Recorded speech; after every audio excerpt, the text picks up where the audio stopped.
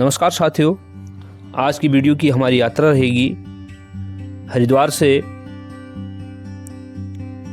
ग्वालदम चमोली तक की। कैसा इसका सफ़र रहेगा तो शुरुआत करते हैं। तो हमारी शुरुआत होती है मोतीचूर वन्यजीव विहार से भी हम निकल रहे हैं। ये दृश्य आपको ये विजुअल दिखाई दे रहा है। मोतीचूर वन्यजीव विहार जो कि देहरादून ज़िले में आता है। 1935 में ये उत्तराखंड का प्रथम वन्यजीव संरक्षण केंद्र के रूप में, तभी उत्तराखंड का हिस्सा न होकर के उत्तर प्रदेश का हिस्सा हुआ करता था। बाद में 1983 में जब राजाजी राष्ट्रीय उद्यान बना तब उसमें शामिल किया गया था इसको। राजाजी राष्ट्रीय उद्यान जो कि 1983 में स्थापित हुआ, 820.42 इसका वर्ग किलोमीटर है, लगभग इतना वर्ग किलोमीटर में फैला हुआ है। ये 3 जिलों में फैला हुआ है, देहरादून, हरिद्वार, पौड़ी। इस पार्क में 23 प्रकार यानी 23 प्रकार के स्तनधारी वन्य जीव पाए जाते हैं। हाथी, शेर, चीतल, टाइगर, नीलगाय आदि, और साथ ही 313 प्रकार के पक्षी और विभिन्न प्रजाति के वनस्पतियाँ जैसे साल है, खैर, शीशम, खरपट, बाकली, सैंध, रोहिणी, मलतास आदि पाया जाता है। इस वन्य जीव अभ्यारण्य जो राष्ट्रीय पार्क में शामिल होने के बाद इसका जो मुख्यालय बना वो देहरादून में बना था। तो आप देखेंगे ये जो सड़क है बीचों बीच से निकल रही है, इसके दोनों ओर राजाजी नेशनल पार्क का ही भाग है। वन्य जीवों की सुरक्षा के लिए और सड़क की सेफ्टी के लिए भी साइडों से स्टील गार्ड लगाए गए हैं। आगे इसके बाद रायवाला आता है। तो ये सफ़र हमारा आज का रहेगा। अब हम आ गए हैं ऋषिकेश क्रॉस करने के बाद ऐसे स्थान पर जिसको कहा जाता है तोता घाटी।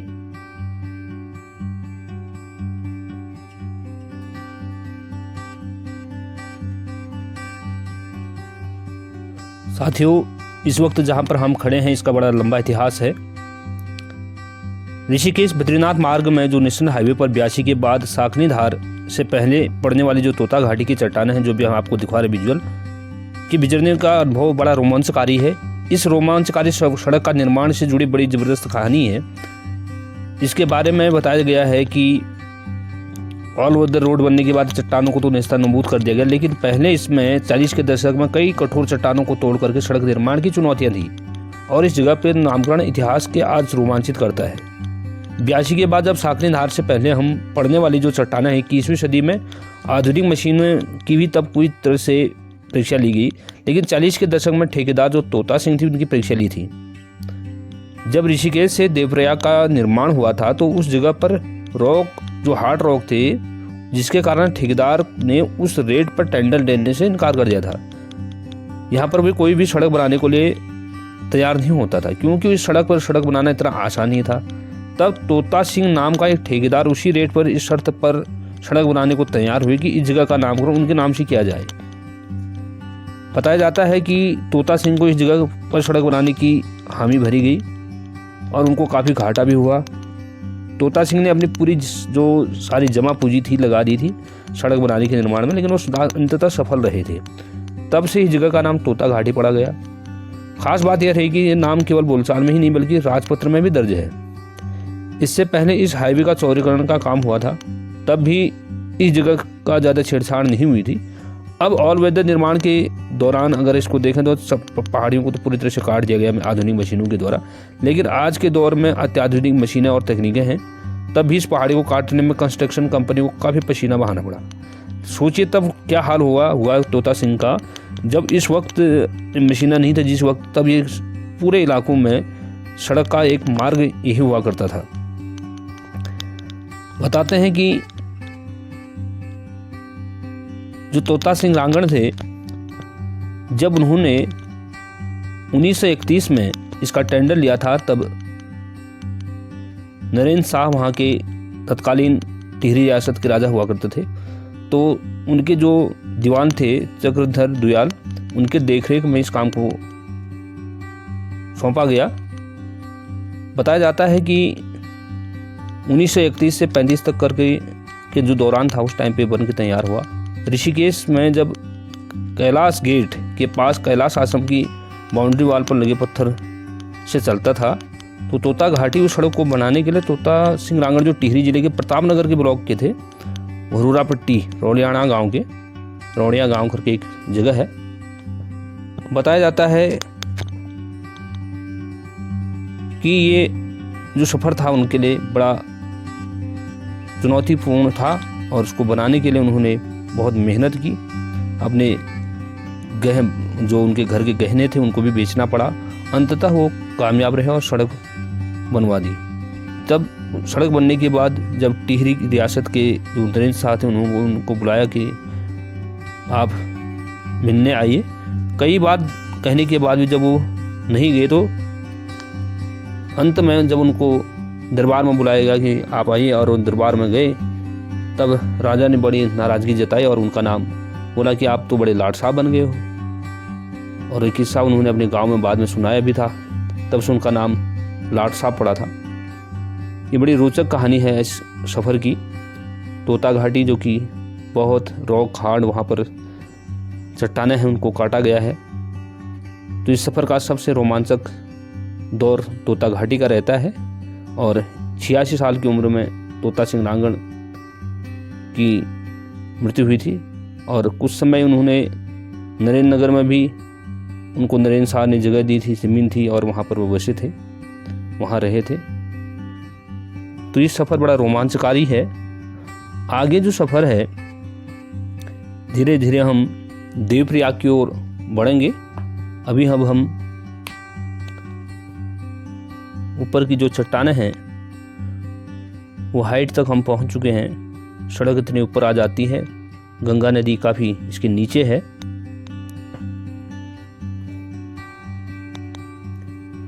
ये सफ़र जितना रोमांच से भरा है उतना ही आनंददायक भी इसको हम कह सकते हैं। अब तो चौड़ी सड़क बन चुकी है। पहले बड़ा डर रहता था। बीच में एक जगह आती है तीन धारा भी इसको कहते हैं। वैसे अब हम उससे काफ़ी आगे निकल चुके हैं। जो सफ़र है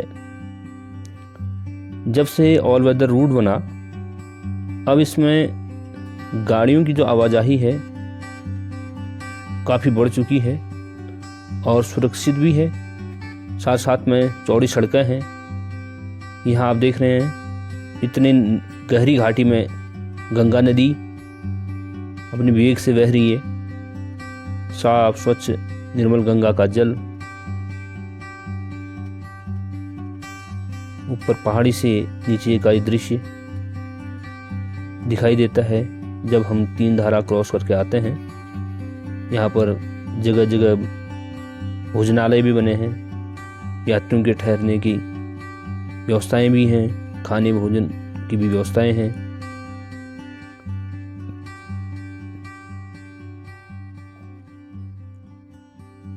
साथियों, ऐसे सफ़र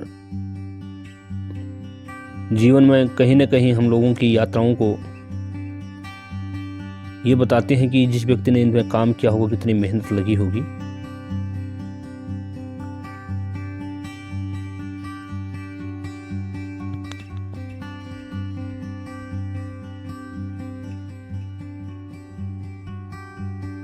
गढ़वाल क्षेत्र की हम बात करें, जब हम मैदानी क्षेत्र से ऊपर आते हैं, हरिद्वार से ऋषिकेश होकर के ऊपर आते हैं, तो यहाँ पर मैदानी जिलों के से ऊपर आने का जो अनुभव देखा, काफ़ी घुमावदार सड़कें होती हैं, लेकिन चारों ओर पहाड़ियाँ, उनके बीच से सड़क। ऐसे हम आगे निकलते हैं। अभी हम पहुँच चुके हैं देवप्रयाग पर। देवप्रयाग वो जगह जहाँ पर भागीरथी और अलकनंदा का मिलन होता है। आप उस ओर देख रहे हैं संस्कृत विश्वविद्यालय, केंद्रीय संस्कृत विश्वविद्यालय का कैंपस दिखता हुआ। यहाँ से एक्चुअल में गंगा नदी यहीं से जानी जाती है और पूरे उत्तराखंड में 96 किलोमीटर का इसका प्रवाह है, 96 किलोमीटर का। जबकि अगर शुरुआत में देखें तो भागीरथी गोमुख से निकलती है और भागीरथी के नाम से ही जानी जाती है। टिहरी, जहाँ पर पहले गणेश प्रयाग भी उसको कहा जाता था, भागीरथी और भिलंगना दो नदियों का मिलन हुआ होता था। आज वहाँ पर टिहरी डैम बन चुका है, लेकिन उससे नीचे जब नदी देवप्रयाग तक आती तब भी भागीरथी के नाम से ही जानी जाती है। अभी हम भागीरथी के ऊपर बनी पुल पर हैं। इस ओर से अगर आप ऊपर की ओर से देखेंगे, अभी आपको विजुअल दिखाएंगे, भागीरथी नदी आती है। पुरानी पुल इस पे दिखाई दे रही थी नीचे।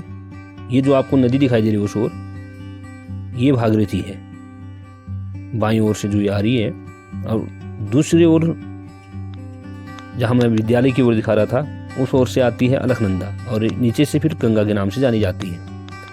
ये है भागीरथी नदी।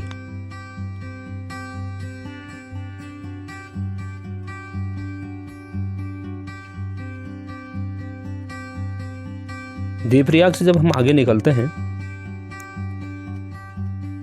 इसी पहाड़ियों के अंदर से अब रेल की भी व्यवस्था हो रही है टनल के माध्यमों से।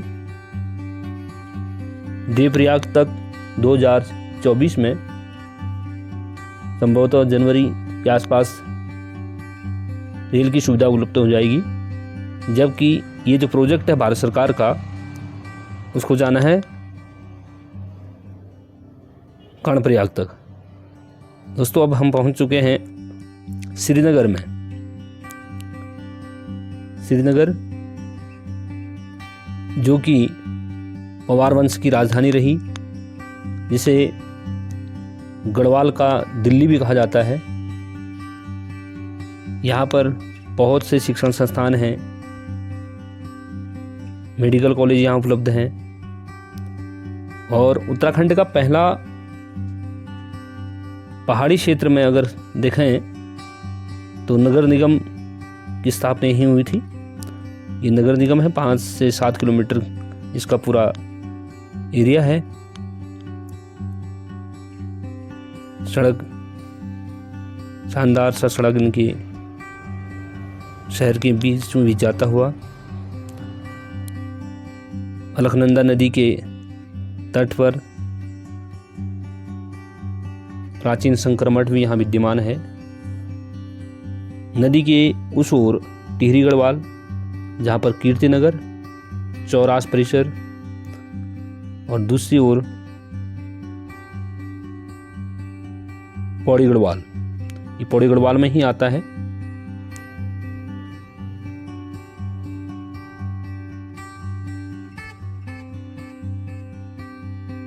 पूर्ण रूप से घाटी में बसा हुआ गढ़वाल क्षेत्र का पहाड़ी क्षेत्र में सबसे बड़ा नगर।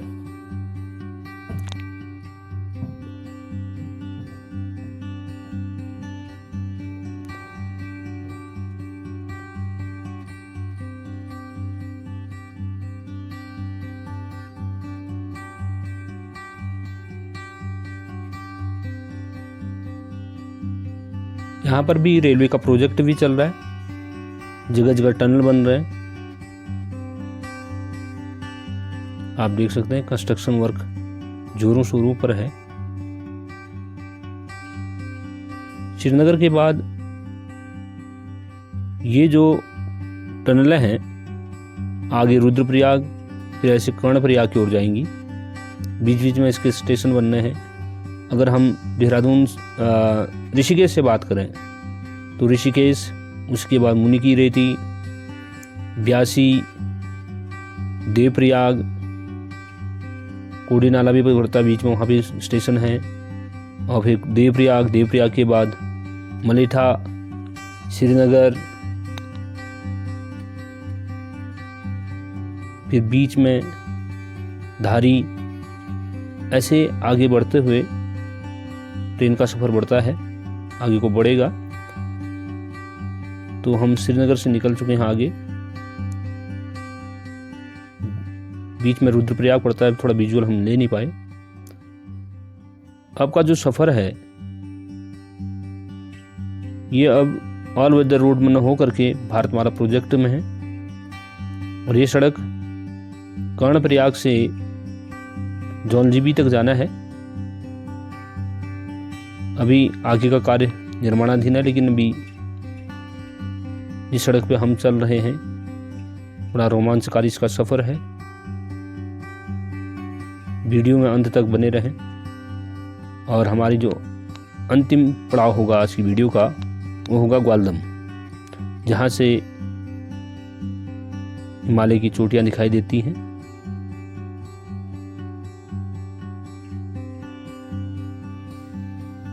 उम्मीद है कि आप लोगों को ये वीडियो जरूर पसंद आएगा।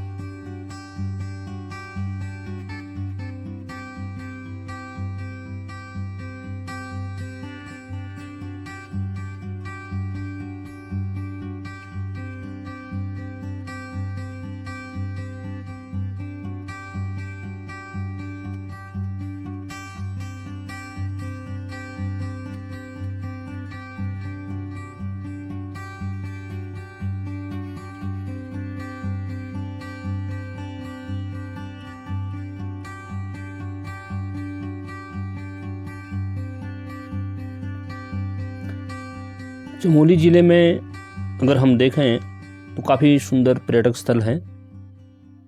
जब हम कुलशियारी के बाद आगे प्रवेश करते हैं तो 5 से 7 किलोमीटर के बीच में जो जंगल पड़ता है, सबसे बड़ी चुनौती यहीं रही थी सड़क निर्माण में। एक ओर पिंडर नदी है तो दूसरी ओर खड़ी चट्टानें हैं। इसके बीच से सड़क निकालना बहुत चुनौतीपूर्ण कार्य था, जो कि आज की दौर पे जो इंजीनियरिंग और तकनीकी आधुनिक मशीनें हैं उनके सहारे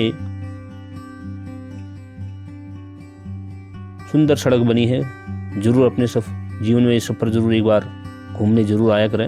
उत्तराखंड आपको पुकार रहा है, यहाँ की सुंदरता आप लोगों का इंतजार करती है। चीड़ और देवदार के जंगलों के बीच से घाटियों से सड़क निकल रही है। सुंदर सड़कें उत्तराखंड की।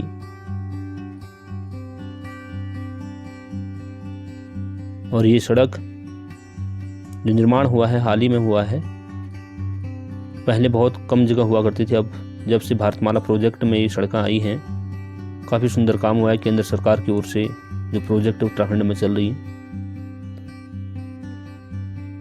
सुहाना मौसम, सुंदर आसमान में बादल छाए हुए,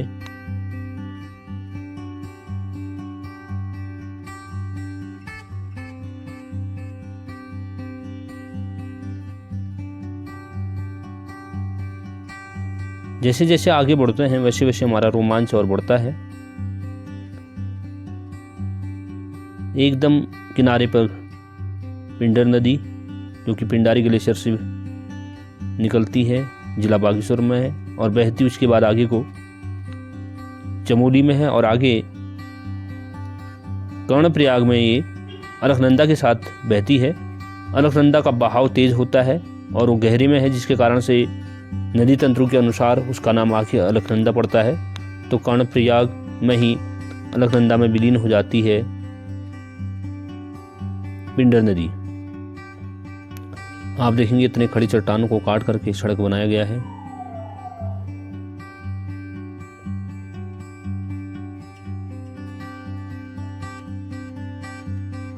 जगह जगह अभी भी काम चल रहा है, लेकिन पहले की अपेक्षा सफ़र काफ़ी आनंददायक भी है। सुंदर कार्य यहाँ पर किया गया है। ग्वालदम अपने आप में देखें एक हिल स्टेशन है।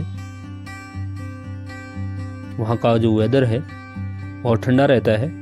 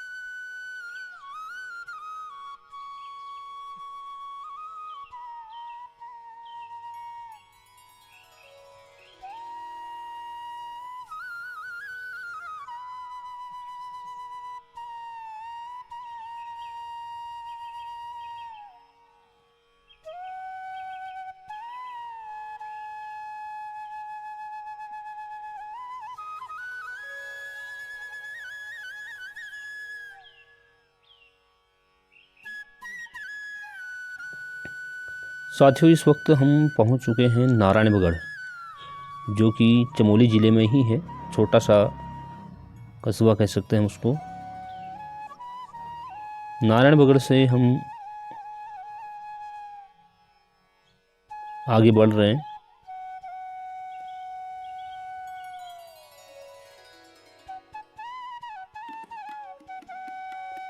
यहाँ पर